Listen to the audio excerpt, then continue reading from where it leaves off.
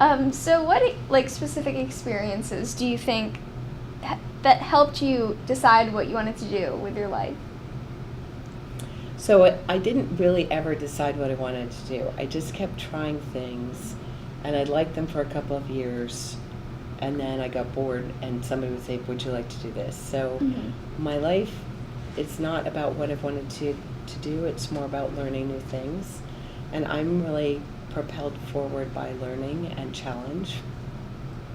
And I'm particularly propelled forward by people that say, "Oh no, that will never work." And so when somebody says that will never work, then I just make it work because it's fun and I'm oppositional. So when I graduated from college, I couldn't get a job because I had not focused on the fact that I was going to graduate from college. And so I went to law school basically to hide out. When I graduated, the unemployment rate was about 15%, so there weren't really any jobs for young people.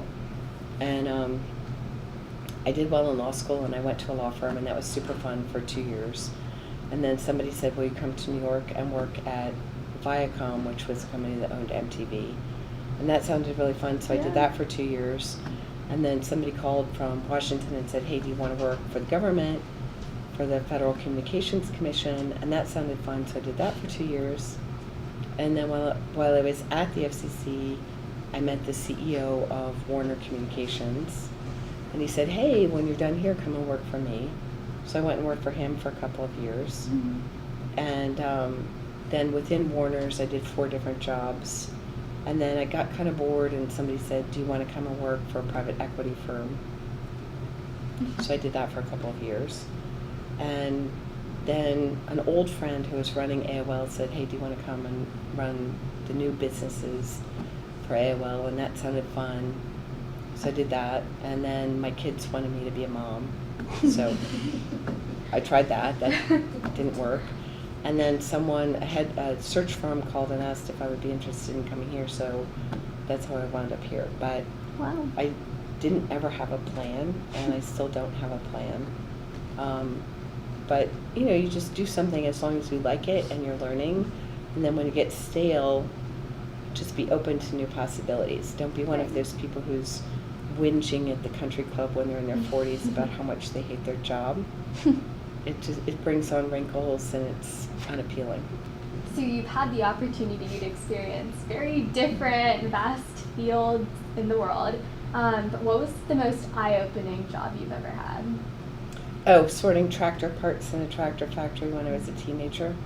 That was definitely what I was expecting. Just to go right into the field, So I worked every summer from the time I was 13. When I was 16, I had a job doing inventory for tractor parts in a tractor factory. In a tractor, I guess they were putting the tractor pieces together in the factory. And it was eye-opening because, first of all, putting together tractors is much more complex than you would realize.